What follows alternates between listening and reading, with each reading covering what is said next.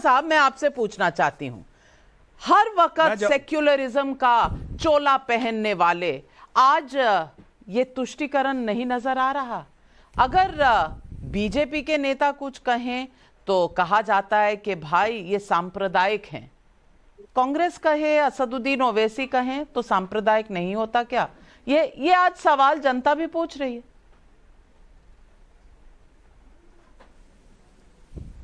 देखिए नाविका जी, अभी मैं सुधांशु जी को सुन रहा था, वो कह रहे थे साहब समाजवादी पार्टी बाकी जितनी पार्टियां सब मुस्लिम वोटों के सौदागर हैं। भाई सौदागर तो आप भी बन रहे थे। पसमानदा समाज, पता नहीं कौन कौन सा समाज कि साहब इनको मैं सर पे बैठा लूंगा। क्या हुआ? अभी 2 दिन पहले माननीय अमित शाह जी ने तेलंगाना में बयान दिया कि जो कुछ आरक्षण है पसमानदा समाज का वो आरक्षण हम ले लेंगे। तो आप कहीं ना कहीं बेनकाब हो गए, कहते कुछ आप और हैं और करते कुछ और हैं। तो जो मुखौटा है, पहली बात तो ये उतर गया। एक बात आप समझ लीजिए, बार बार कह रहे हैं साहब अब डर नहीं लग रहा है, अभी कह रहे थे साहब अब डर रहे, हम थोड़ी कह रहे हैं बात, आप कह रहे हैं साहब हिंदू खतरे में है, हम नहीं कह रहे हैं। और कहीं ना कहीं अभी आप बड़ी बड़ी बातें कर रहे हैं कि साहब अब डर नहीं लगता। अब वो हालात नहीं है जो पहले थे। जब इतनी सारी बातें आप जानते हैं तो बार बार ये नारा क्यों लगा रहे हैं कि अब हिंदू खतरे में है? आप केंद्र से लेकर स्टेट तक आप हैं। एक बात। दूसरी बात, वही हिंदू मुसलमान आज चाहे वो राजस्थान हो चाहे वो तेलंगाना हो, लगातार 2 दिन से जिस तरह नैरेटिव सेट करने का प्रयास किया जा रहा है हिंदू मुसलमान, आप देखिए किस तरीके से वहां अलग अलग रैलियों में किस तरीके से बयान दिए जा रहे हैं। इससे यह पता चलता है कि आपको अपने काम पर भरोसा नहीं है, क्योंकि आपने काम किया ही नहीं है।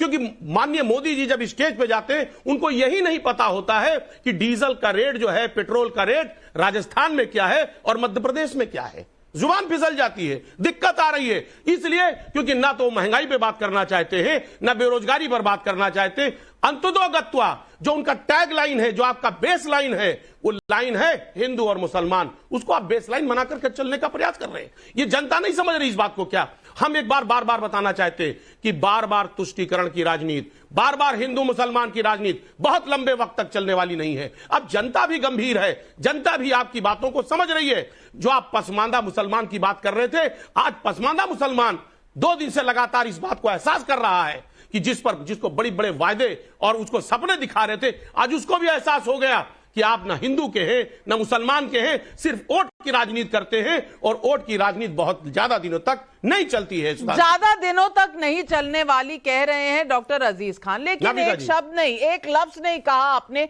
अकबरुद्दीन ओवैसी जी के ऊपर, जो पुलिस वाले पर बयान दे गए और जो पुलिस वाले को धमका रहे हैं। हर्षवर्धन त्रिपाठी जी, बहुत देर तक तुष्टीकरण चलने वाला नहीं है। जहां तक मुझे दिख रहा है, पिछले 32 साल से मेरा करियर रहा है, 32 साल में तो ये कारखाना दिन दुगनी रात चौगनी तरक्की कर रहा है। उससे पहले भी था और उसके बाद भी रहेगा कि नहीं, ये आप बता दीजिए। नविका जी, अजीज खान साहब सही कह रहे हैं। ये खूब चला, जमकर चला, लेकिन 2014 के बाद मुश्किल हो गई। जो लोग खुलेआम मुस्लिम तुष्टीकरण की राजनीति करते थे, जो लोग खुलेआम बिना किसी संकोच के, और इसमें मुझे कोई दिक्कत नहीं दिखती कि अगर नेता कोई किसी के कार्यक्रम में जाए, लेकिन सरकारी इफ्तार सिर्फ होगी और नवरात्रि और दूसरी चीजों पर कलेजा कटने लगेगा, ये होता था। लेकिन अभी के संदर्भ में 2 चीजें हैं। पहली बात ये, अकबरुद्दीन ओवैसी जैसे नेता को बिना देर किए कानूनी कार्रवाई उनके ऊपर की जानी चाहिए। चुनाव आयोग को संज्ञान लेना चाहिए, क्योंकि ये सिर्फ इतना मसला नहीं है कि उन्होंने बोल दिया कि मेरा 5 मिनट बचा हुआ है। वर्दीधारी एक पुलिसकर्मी के खिलाफ भीड़ को उन्मादी बनाने का प्रयास कर रहे थे, मॉब लिंचिंग की कोशिश कर रहे थे। वो चाहते थे कि भीड़ दौड़ाए उस पुलिस वाले को, और साफ साफ वो कह रहे हैं दौड़ाए, भागोगे, दौड़ने लगोगे, इशारा कर दूंगा। ये जो अंदाज है ना, ये इसकी संज्ञान इसका लिया जाना चाहिए और कार्रवाई कड़ी से कड़ी होनी चाहिए। लेकिन इसका एक दूसरा पहलू है नविका जी। दरअसल तेलंगाना में असदुद्दीन ओवैसी और के चंद्रशेखर राव के मुस्लिम वोटरों पर कांग्रेस पार्टी ने ठीक ठाक एक तरह से कहें कि सेंधमारी कर दी। संकट लग रहा है एआईएमआईएम को। वैसे ही बड़ी छोटी सी हैदराबाद की पार्टी है, वैसे ही कुछ कर नहीं पाई। अब उसको लगता है कि अगर कांग्रेस पार्टी यहां भी आ गई तो हमारा क्या होगा।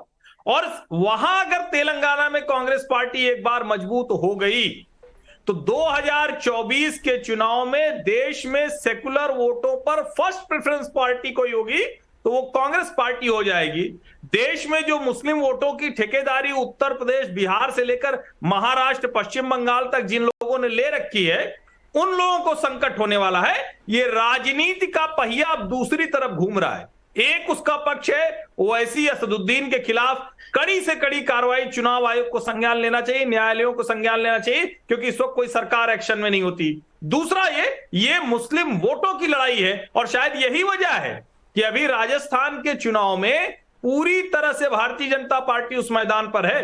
एक यूनुस खान को टिकट देती थी, वो भी इस बार नहीं दिया, क्योंकि कन्हैयालाल दर्जी, करौली दंगा, जोधपुर, जयपुर में एक सामान्य घटना होती है उस पर भी तुष्टीकरण हो जाता है। मैं अभी जयपुर गया था तो बड़ा विचित्र हुआ, वहां के लोगों ने कहा कि अरे इस तरह से भी कोई मुआवजा देता है, इस तरह से कोई सरकारी 50 लाख रुपए दिया जाता है। तो ये खतरनाक है।